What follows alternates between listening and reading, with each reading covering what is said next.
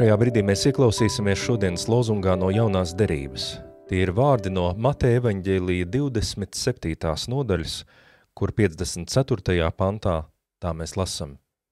Bet centurions un tie, kas kopā ar viņu sargāja Jēzu, redzēdami zemestrīci un visu, kas notiek, ļoti sabijās un teica, patiesi, šis bija Dieva dēls.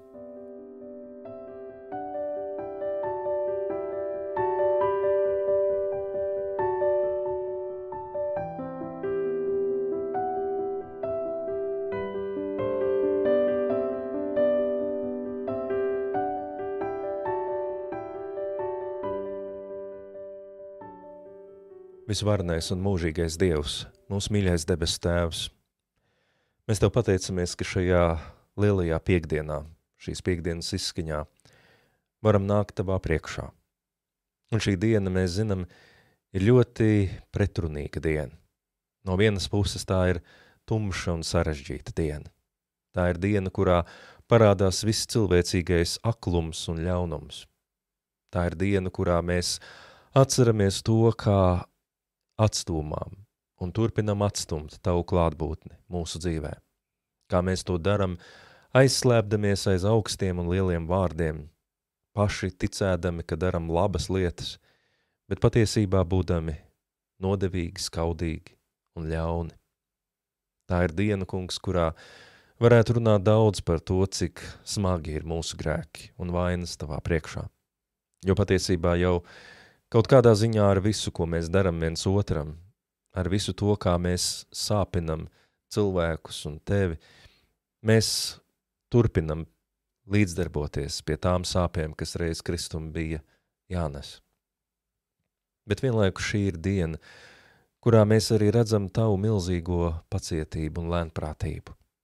Tā ir diena, kurā mēs sākam saprast, ka Tu patiešām esi tik ļoti savādāks nekā viss, ko mēs esam citur spējīgi redzēt un iepazīt, ka Tu neesi vienkārši viens no mums, ka Tava attieksme nav tāda, kāda tā ir parasti cilvēkiem, ka Tu esi nācis šajā pasaulē un Tu dzīvo cilvēka dzīvi, un vienlaikus Tu patiešām rādi mums, kā Tava gara spēkā šī cilvēka dzīve var būt kaut kas daudz, daudz vairāk nekā esam pieraduši redzēt.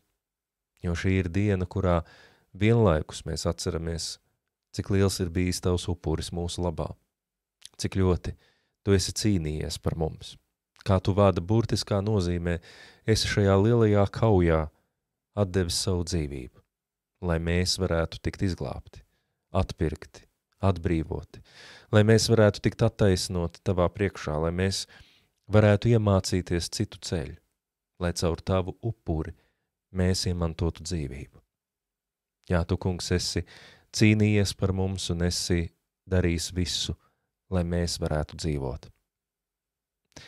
Kungs, ļauj mums šajā vakarā tomēr vispirms pakavēties vēl pie tā, cik tas viss ir nopietni. Jo priekšā mums stāv klusā sestdiena. Laiks, kurā mēs nesteidzamies uzreiz pieminēt to priecīgo un gaišo mirkli, kad Jēzus uzvarēja nāvi, kad viņš piedzīvoja augšām celšanos un mēs redzam viņu savā vidū. Vēl pirms tam mums ir svarīgi palūkoties uz to, kas ir noticis. Tā līdz galam sajust, gan bēdas un sāpes par mums pašiem un par šo pasauli, gan arī ieraudzīt Tavu lielumu, Tavas mīlestības, pacietības, lēnprātības lielumu. Kungs, tāpēc mēs ieliekam Tavās rokās gan sevi, gan savus mīļos. Dod, ka mēs šajā vakarā varam vairāk mācīties uzticēties Tev. Uzticēties, ka ja mēs esam ar Tevi savienoti vienā garā, tad arī mēs varam iziet cauri visām mūsu tumšajām ielejām, pat arī nāves ielejai, un zināt, kam mēs piederam. Un zināt, ka aiz visas tumsas nāk atkal augšām celšanās rīts.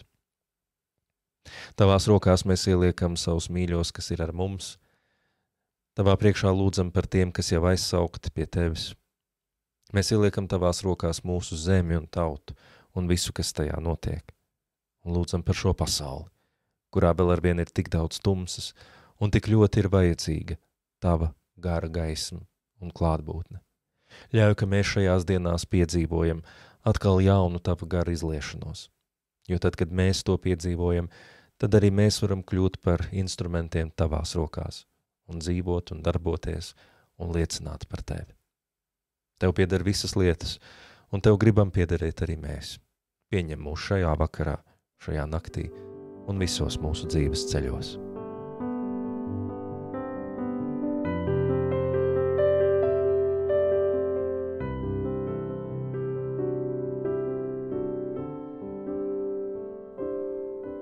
Bet pār visām lietām mēs tevi lūdzam ar tiem vārdiem, ko Kristus mūsos ir ielicis, un turpina lūgt un sacīt. Mūsu Tēvs debesīs, svētīts, lai top tavs vārds, lai nāk tava valstība. Tavs prāts, lai notiek kā debesīs, tā arī virs zemes. Mūsu dienišķo maizi dod mums šodien, un piedod mums mūsu parādus, kā arī mēs piedodam saviem parādniekiem.